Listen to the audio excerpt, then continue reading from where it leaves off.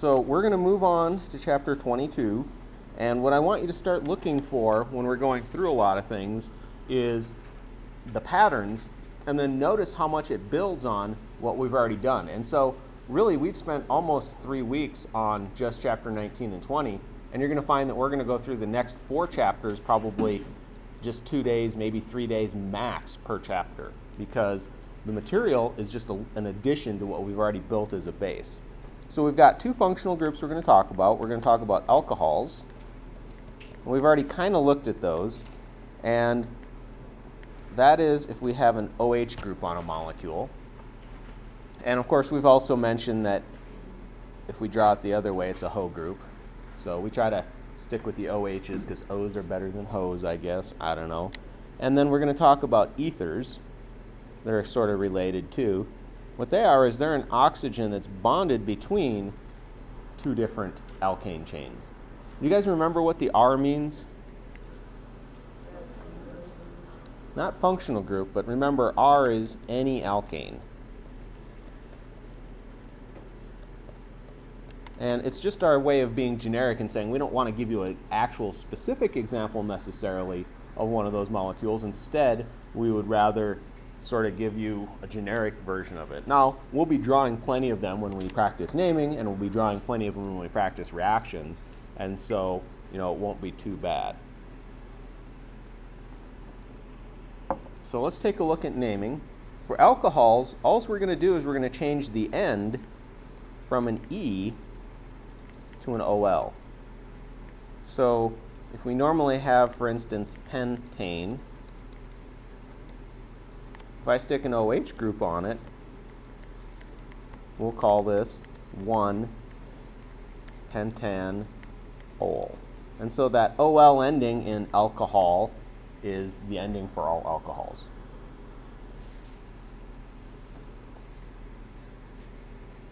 And of course, notice I did include a number in there because, of course, there's lots of different places I can stick an alcohol on there.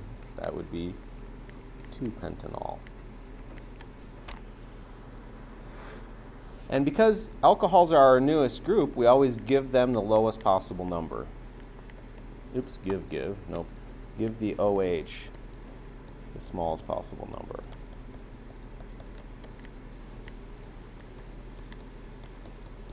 And so what we're learning is that as we encounter each new functional group, for the most part, we're always giving that functional group the most importance, and so we have to give it the lowest number. Let's take a look at a bunch more examples, and what we'll do is we'll just kind of ramp up the difficulty.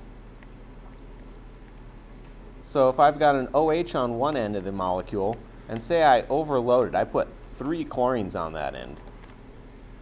Now normally we go with the lowest set of numbers, right? And so if we name the chlorines as 111, that would be the best, right?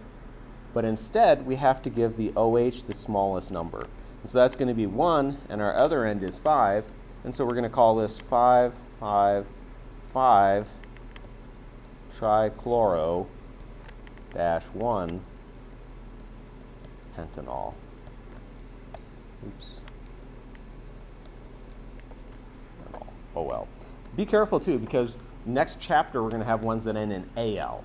And so I will try to make sure my handwriting's pretty good too, although in this chapter it really should be everything ending in OL. But we kind of want to be careful about that. What if I throw in a double bond? Who's more important? So we're going to go 1, 2, 3, 4, 5. And here's where it gets a little tricky, because just like when we had carbon-carbon double bonds and carbon-carbon triple bonds mixed together, we kind of have 2 endings, right? Same thing here. This is 4-pentene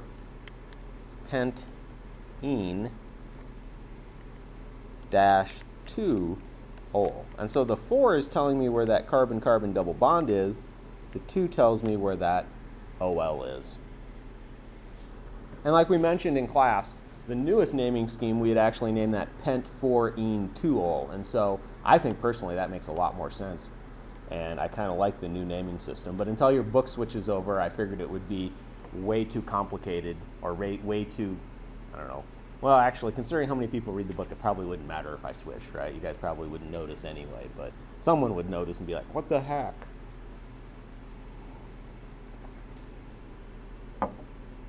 Okay, what if I, say, put two OH groups on a molecule? What are we going to do?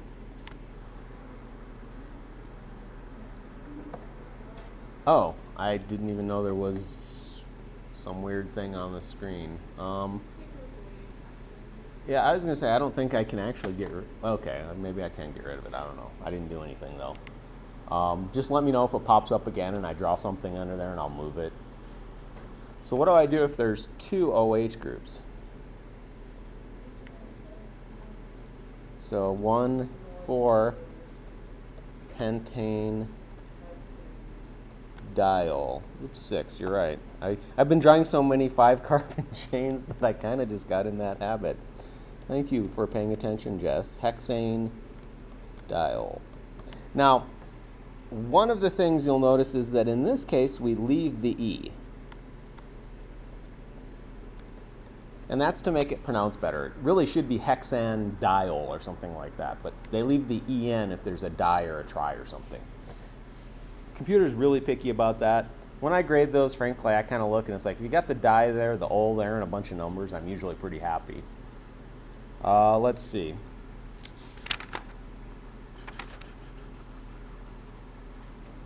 That's just normal ugliness.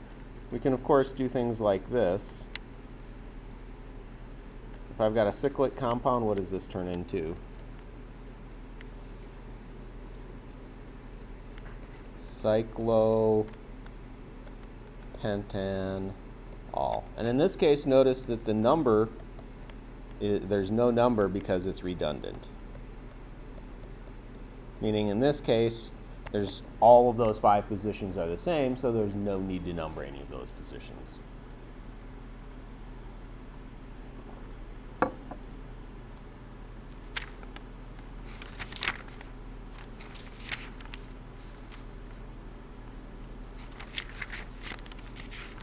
Let's see, we got, oh yeah, we have to mention, before we forget, good review for the test anyway. The one special benzene version of this is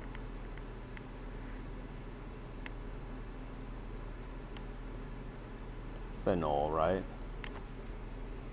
And notice it has that nice OL ending into it, and so it's not too bad.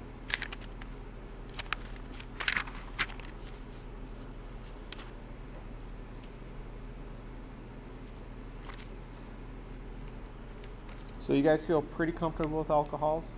Like I said, you know, we did the lion's share of the work in chapter 19 when we talked about tiebreakers and numbers and all that. None of that changes. The only new thing we added is simply that we add an OH. Or add an OH, we get a new ending, we have a new most important one, at least until we get to the next chapter, which we come to the next most important one.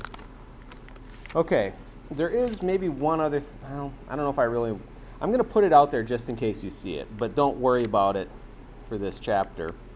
So you guys have realized that, what does that COOH ending really mean? Yeah, it's a carboxylic acid, right? And so, for instance, that's more important than an OH group, right? Because we haven't even covered it yet, so it must be more important, right? And the only reason I want to mention it is that what happens is if we have, 1, 2, 7, wow, 3, 4, 5, is that if we have an OH as a side group, or as a not the most important part of it, we actually call it a hydroxy. So this is 4-hydroxy pentanoic acid. And so that oic acid end is just talking about our carboxylic acid functional group. And hydroxy means OH if there's something more important, right? So if OH is the most important group, we end up with an OL ending. If OH is not the most important group, it's just a side chain like any other side chain. Now, like I said, we're not going to encounter that until later, but just in case it pops up for some reason here or there. Okay, the next, or the other class of compounds that we're talking about for naming is ethers. And remember, they kind of look like this. And there's actually 2 ways to name those. there's the common system, which I'll just mention because for the simple ones, that's what you almost always see. And so it's worth at least mentioning so that when you see it, you're like, oh, okay, I know what's going on. And then when we really name everything IUPAC, you're there. So this is just a to be aware thing. It won't show up on a test, okay?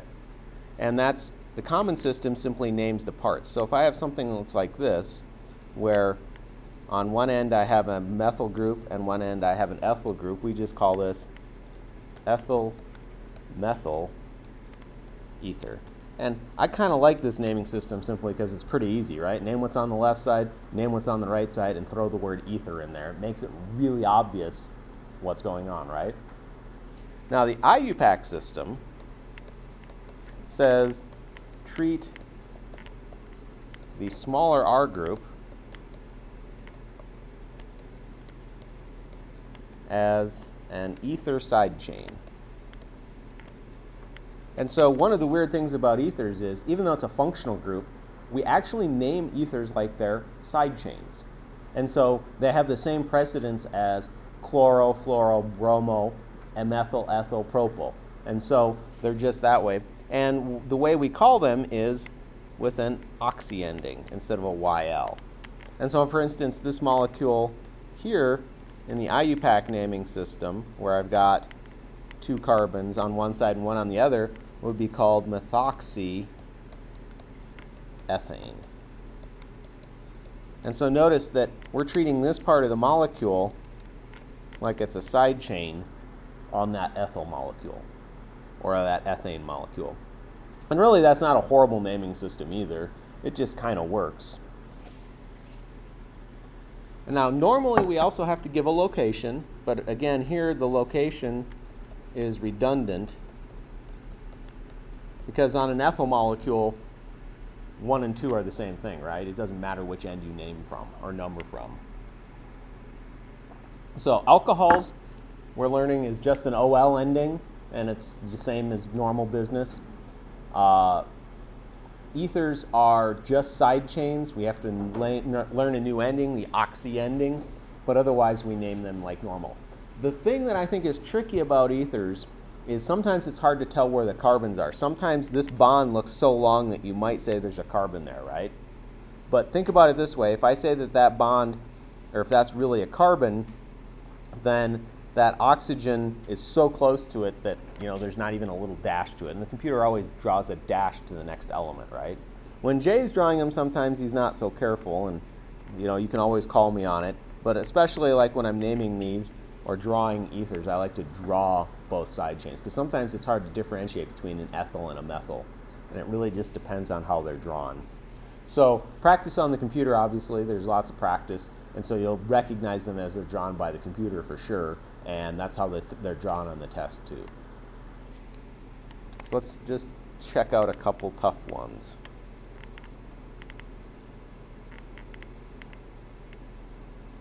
What if I have this molecule? So I've got 3 carbons on one side of the oxygen, and I've got 5 on the other. So remember, that shorter chain becomes a, oops, oh, don't crash on me now, propoxy group, right? And then the 5 is the main chain, and so we're going to call this 1-propoxy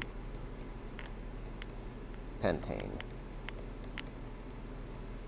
So it's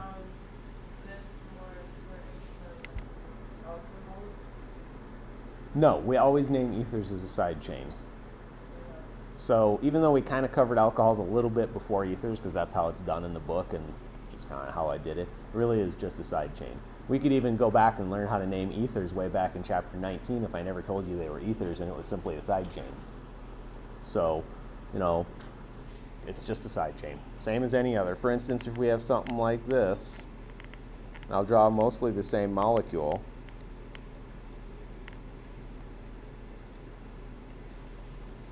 But say I throw in a chlorine, and a chlorine to make sure that that's got the lowest set of numbers way over there, right? Then we really do call this 1,1,1 trichloro -5 propoxy, propoxy pentane. So it's just like any other side chain on a molecule.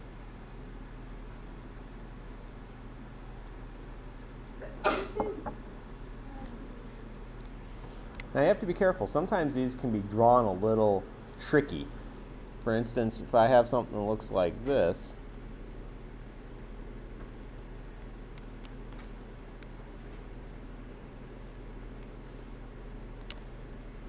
what we have to remember is that the O isn't actually part of the main chain, meaning we just wrap that main chain around. And so here we go 1, 2, 3, 4, 5, 6, 7, 8. And so we have a 4 propoxy octane. And sometimes, depending upon how they're drawn, it can be a little tough to tell where that main chain is. It looks like it might end, and if it bends around, then just keep following it around. So remember, main chain is the longest chain no matter what, continuous carbon chain. We don't go and skip over the oxygen, for instance. And so you can actually get ones that look like this. You want me to go back one?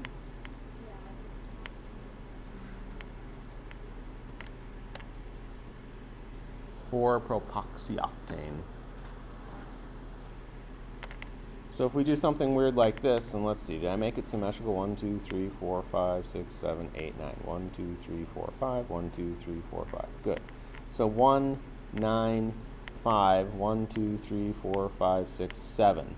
If you're not careful, that chain on the right-hand side might look a little bit bigger, right? Because it's longer than the continuous chain on the left side. But we're just going to call this 5 heptoxy nonane. So just be careful when you're doing the longest chains. And I got to be honest, sometimes it's harder too, because like for the naming program, most of the chains are little methyls and ethyls and propyls, or propoxys, and so it's a little tough to tell them sometimes. Meaning you've got to remember that there's a little carbon if you just see a single dash kind of pointing off. What about this molecule?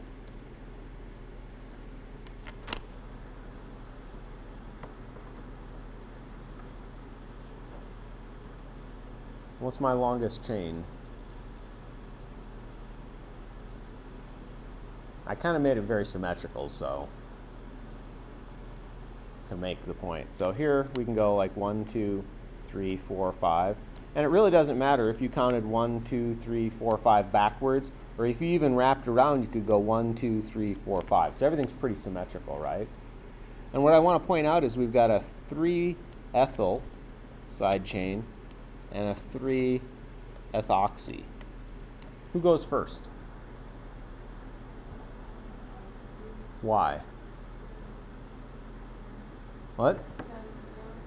It's newer? No.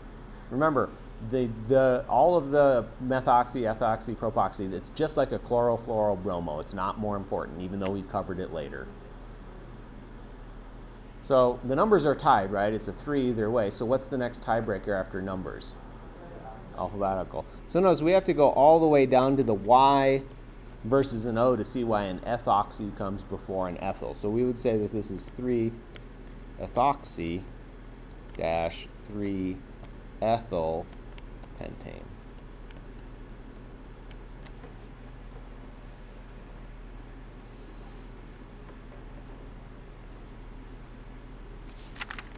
I'm going to show you well, okay, actually, let me do one or two more. You can actually have something like this.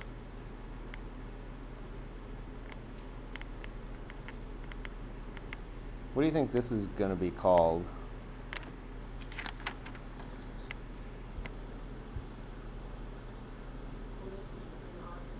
Yeah. Now you're starting to pick up on some of the patterns, right? It's a phenyl group if it's a side chain, right? And so if it's got an O stuck on it, it's a phenoxy. And if we number this, we've got what? 1, 2, 3, 4, 5, 6, 7. So I've got a, let's see, M is before P, so 3-methyl dash 1-phenoxy 7, so heptane.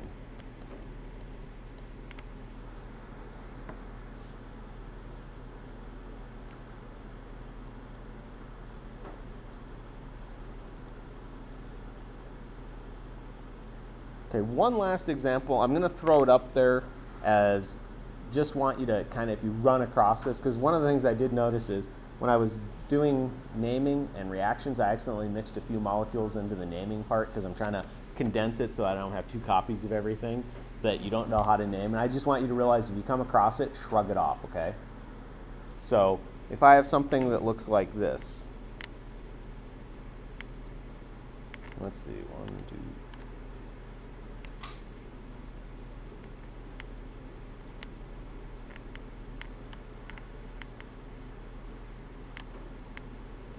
So here's my carbons.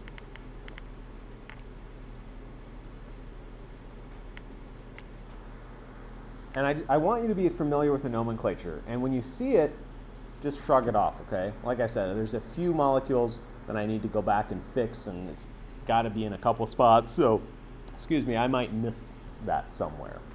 Also, did anyone print off the reaction practice homework last night, or extra practice last night? Okay, good. I put up a bunch of new ones. I noticed when I was copying and pasting that I used the oxidation arrow for every reaction with aromatics when it should only be half the reactions.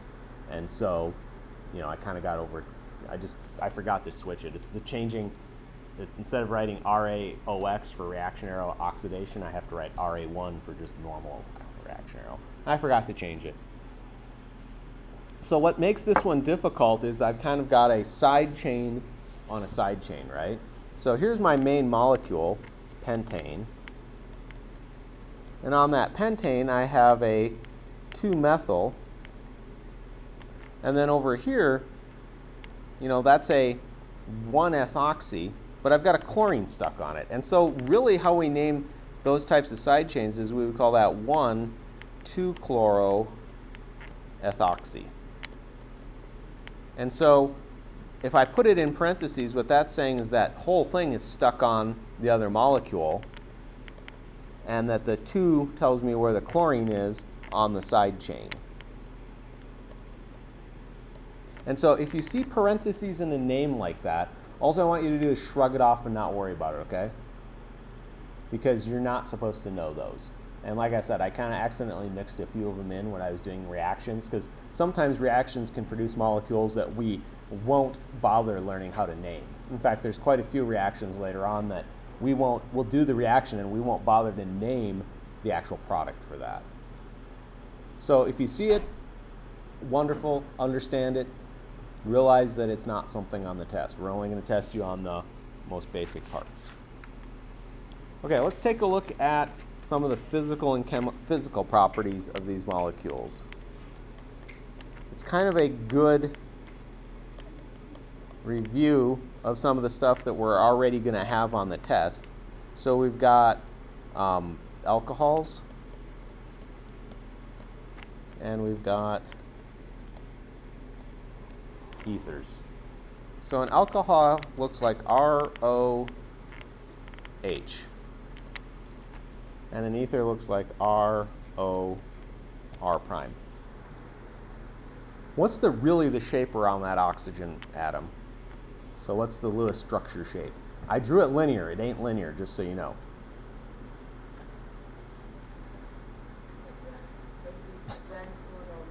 Yeah, I asked what the shape is around that oxygen. So it's bent 109.5. What about the other one? Yeah, they're both bent 109.5s. So notice that even though I draw them linear sometimes, especially if I'm just drawing ROH, they are not linear. Instead, they are... was I supposed to show you that? Nah, we won't worry about that. I don't think there's any of those in the test. Sometimes I have to be careful. You know, like I said, there's lots of things that we can draw that are not or should not be in general drawn. So That one's okay, or should not be taught. I just have like interesting notes in my notes sometimes for other things. What do we know about the intermolecular forces for either one? What do alcohols have? They obviously have London dispersion forces because everybody has London dispersion forces. Well, what else is there?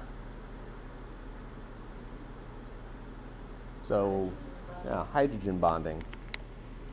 And so, you know, that's our first example of a different intermolecular force in these. And what about the intermolecular forces of ethers? Obviously, they have LDF because everyone has it.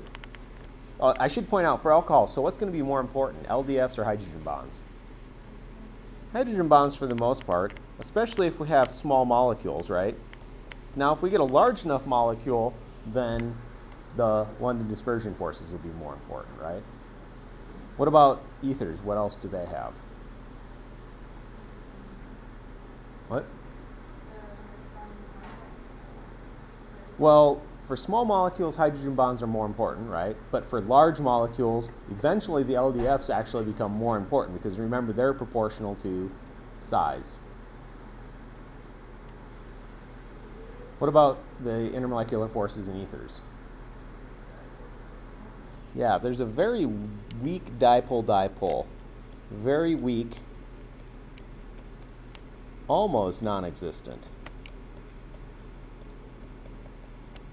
And what it means is that ethers are almost like alkanes. And especially if you get a big enough alkane part on the molecule, it is really just like an alkane. So if we know the intermolecular forces, then what can we make statements about?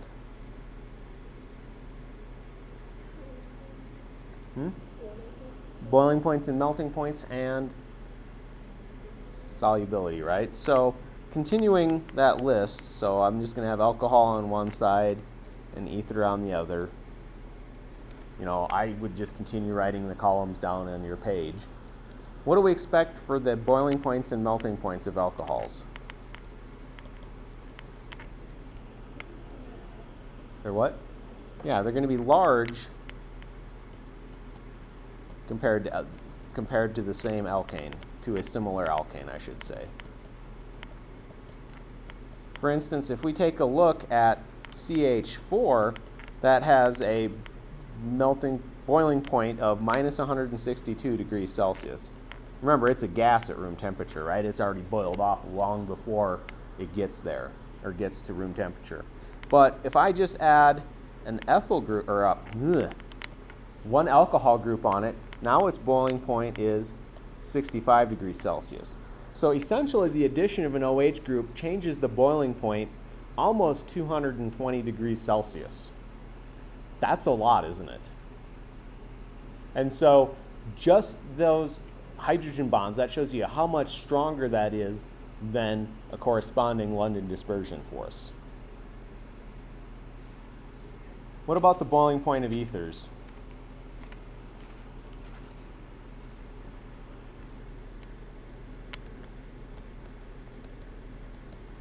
We said that dipole-dipole, even though it's there, is very weak. And so their boiling points and melting points are approximately the same, but slightly higher. Slightly higher than alkanes. So alkanes are kind of our benchmark where we compare things to, because they're the only other thing we've covered. And when I say approximately the same, slightly higher, what we're really saying is that it's so close to being the same compared to, say, comparing an alcohol to an alkane that really it's about the same. But it is always going to be a tiny bit higher.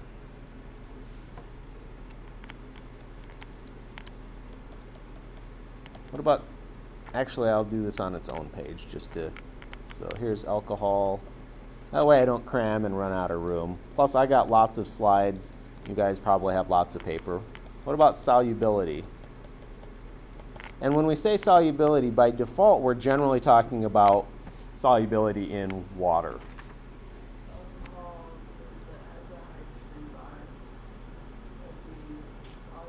Yep, very soluble. Oops, don't crash on me now. And voila, what do you know? Whammo, crasho. We had a pretty good week going. I think this is the first time it's crashed, right? Owen, how was the drive over? We kind of figured. We weren't too worried yet. We were going to send some search crews out later.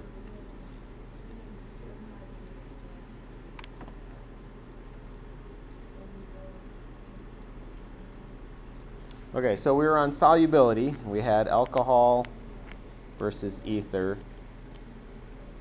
And yeah, alcohols are very soluble. For small molecules, or for small R groups, but become insoluble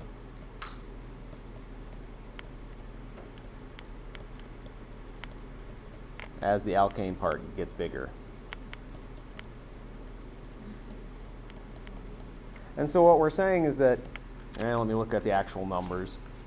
If I have less than 3 carbons, then it's basically infinitely soluble. So you can mix any ratio of alcohols and waters if there's 3 carbons. And if it's 4 to 6 carbons, then it's, less soluble. So it's still soluble, mostly soluble, we'll call it. And I don't know where the breaking point is. I don't actually have it up there. But we'll say that greater than 6, it's not soluble, or not as soluble. And so it really depends, meaning if I've got ethanol super soluble, which really is not a word, I just kind of made that up, but as I get longer and longer and longer, this is probably mostly insoluble. And that's because this part of the molecule is LDFs, right? And it's only this tiny part here that's capable of forming a hydrogen bond. And so we can kind of consider alcohols to be, I don't know if it's the right term, schizophrenic, meaning sometimes they behave a lot like alcohols, especially if the chains are short, but as they get bigger and bigger, as that R group on them gets larger and larger, they behave more and more like alkanes. And then one last thing we should note under solubility is that additional OH groups increase both the boiling point and solubility. Yeah, that's why I'm writing it on the left half. We'll go back in and we'll fill in the ether part. So for instance, if we compare, say, ethanol that has a boiling point of 78 degrees Celsius with the dihydroxy version of it, that boiling point increases to 197 degrees Celsius. So it increases about 120 degrees Celsius by adding that second group onto it. And that's important because eventually, and I'm probably going to, I have it in my notes so I can cheat. In chapter 27, we're going to talk about carbohydrates. And do you guys remember what a carbohydrate looks like? Essentially, it's a molecule that has lots and lots and lots, but not quite all of them, OH groups. So it's got basically 5 OH groups and an aldehyde, if you remember that functional group. And so when we get to carbohydrates, we're going to say, do you guys remember all the stuff we covered when we talked about alcohols? And you're going to go, that's about the answers I normally get, although usually there's more no's than yeses. Depends on how honest my class is. This year's class, kind of honest.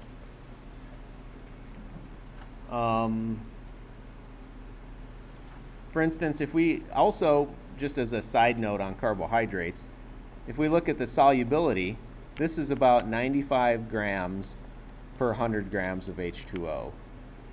And if we compare that versus a similar sized molecule that only has one OH group on it, that one's about 0.6 grams per mole. Oops, grams per 100 grams. And so what I'm trying to say is the more OH groups on it, the more soluble it gets. Excuse me. Okay, going back and finishing off the ether part, what would we expect for the solubility of ethers?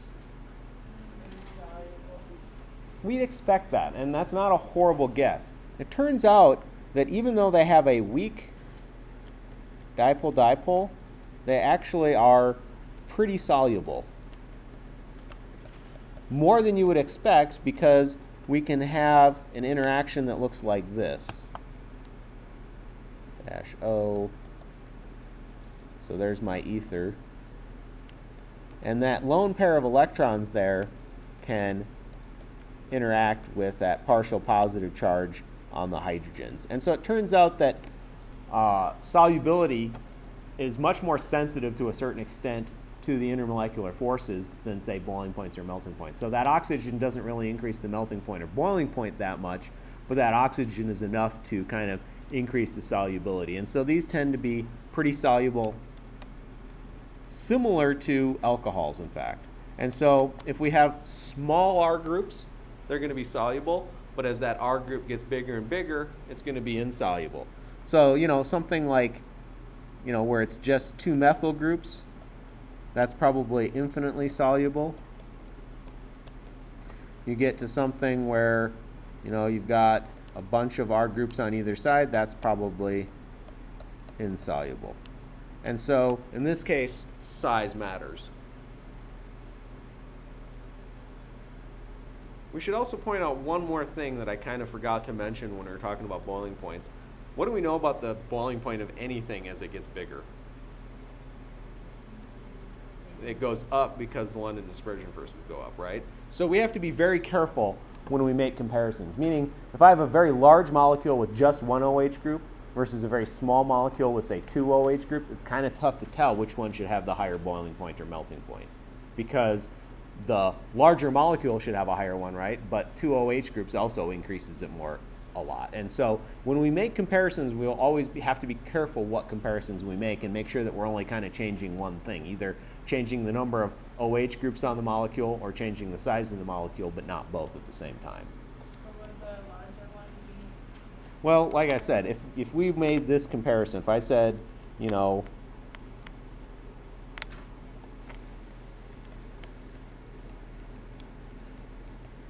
which has the higher boiling point, what I'm saying is, we don't know. Because increasing size increases boiling point, and increasing the number of OH groups increases the boiling point. So about the only thing we can say is that if I say compared this molecule versus, say, this molecule, it's pretty easy to say which one has the higher boiling point. And if I compared this molecule versus a shorter molecule like this, I could say which one has the higher boiling point, right? But comparing these two, really tough to say. You pretty much have to look it up. I mean, you can make some broad statements maybe, but again, really can't say too much about it. Okay, I think that's it for today.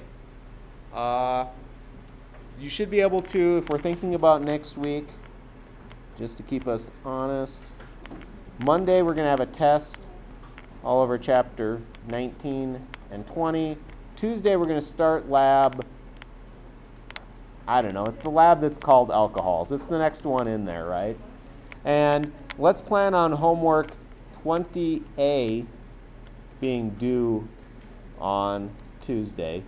And I'll be honest, you can probably do about 20C, half of it, if you want to kind of get it done while it's fresher in your brain. Or wait until Tuesday and work on it and then have to learn it all again, which isn't horrible either. What? I'm sorry, we're in chapter 22. Oops, my bad. And I don't know what the lab number is. I would guess it's 22. But, just go whatever one is the next one in the lab book. Or, since Erin's really smart and a good student, she has her lab book with her and can look it up and tell us. Should just say alcohols. Okay, so lab 22. Notice what is there on there too? Pre-lab. And Friday, weather permitting, there's no class. Now, weather permitting means if the weather's really shitty, we actually have class, because that's my drive to Denver for a long meeting weekend. or long meeting Friday. And so if I end up driving there, then we get that day off. And if we end up snowy, crappy weather, like for instance, I don't think I'd drive there this weekend. I don't really feel like, well, I would have had to drive there last night. That would not have been fun, right? They're supposed to get up to 30 inches in Vail. Actually, I personally would kind of consider it fun because I, have four-wheel drive and I like to drive in snow. Yes. Did you guys see what happened in Atlanta? Woo.